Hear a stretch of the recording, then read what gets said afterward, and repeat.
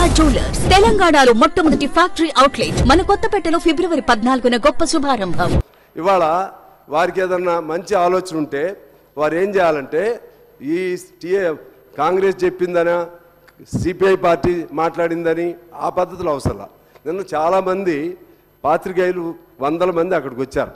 వాళ్ళని ప్రైవేట్ టాక్గా మాట్లాడమని చెప్పండి. వాస్తవం ఏంటో వాళ్ళు చెప్తారు. దాన్ని గేంకరించటం లేకపోతే ఇంకో పద్ధతిలో మాట్లాడటం ఇది కరెక్ట్ కాదు. ఇవాళ ఎందుకు మేము అప్పులు ఎందుకు చేశాం అంటే ఆస్తులు అంటారు. ఏం ఆస్తులు మీరు కూడగట్టారండి? కాళేశ్వరం లాంటి ఆస్తులు కూడగట్టారా? కాళేశ్వరం లాంటి ఆస్తులు అది వ్యక్తిగతమా, సమాజపరమా, లేకపోతే రాష్ట్రానికి ఉపయోగమా, రాష్ట్ర ప్రజలకు ఉపయోగమా? నీకు మొత్తం పేద ప్రజలు కట్టిన శిస్తులన్నీ లేకపోతే మన పేరుతో చేసిన అప్పులన్నీ తీసుకెళ్ళి అక్కడ కాళేశ్వరం మీద పెడితే నేను మాట అన్నాను. నేను కాళేశ్వరంలో జరిగిన పగుళ్ళు అది కాళేశ్వరం ప్రాజెక్టు పగుళ్ళు కాదు, తెలంగాణ ప్రజల గుండె పగుళ్ళు అని చెప్పి నేను చెప్పాను. అవును, వాస్తవం అది. ఇది కూడా చూడొద్దండి, చూసి రావద్దా? నువ్వు ఇంకా మంచి ఆలోచన ఉంటే ఓకే, జరిగింది, మీరు విచారణ చేయండి, తప్పు ఎవరిది ఉంటే వాళ్ళపైన మీరు చర్యలు తీసుకోండి.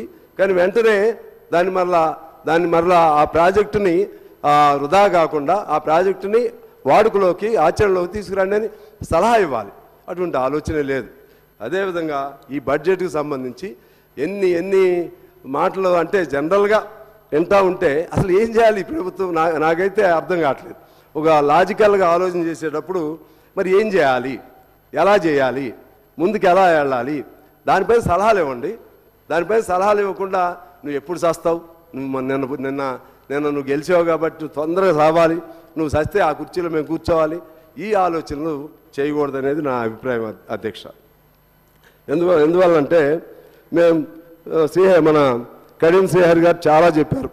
దానికి పారామీటర్స్లో తెలంగాణ ఎలా ముందుంది, ఎలా తెలంగాణ గత 10 ఏళ్లలో ఎలా ముందుంది అన్నీ కూడా చాలా అంశాలు వారు చెప్పారు.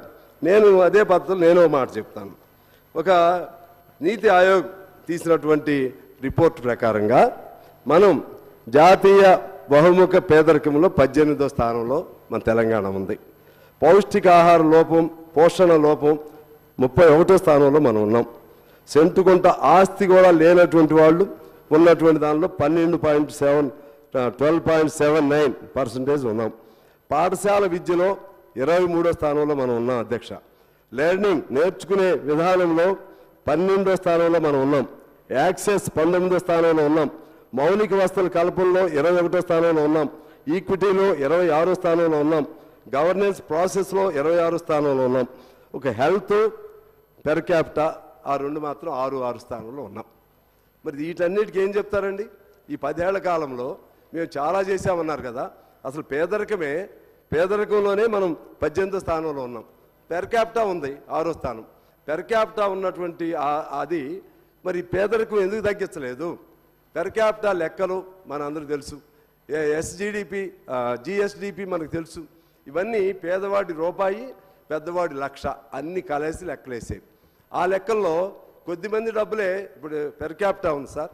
పెర్ క్యాపిటాలో నాకు 1000 రూపాయలు ఆదాయం వస్తుంది, ఇంకో వాళ్ళకి 1,00,000 వస్తుంది. అన్నీ కలిపి లెక్కేస్తారు. లెక్కేసి యావరేజ్ తీస్తారు. యావరేజ్ తీస్తుంది ఎవరికి ఉపయోగం? లెక్కలుగా చూస్తానికి ఆరోగ్యదాయకంగా అనిపిస్తుంది, కానీ ప్రాక్టికల్గా పేదవాడికి అందుతుందా లేదా అది చెప్పాలి. అది చెప్పకుండా అందుకనే ఈ పేదరికం ఇక్కడ ఇలాగే ఉంది. పేదరికం అలాగే ఉంది. పెర్ క్యాపిటాలో మాత్రం 6th ప్లేస్లో ఉన్నాం మనం. అందువలన మీరు జిఎస్డిపి కూడా అదే పరిస్థితి అధ్యక్ష.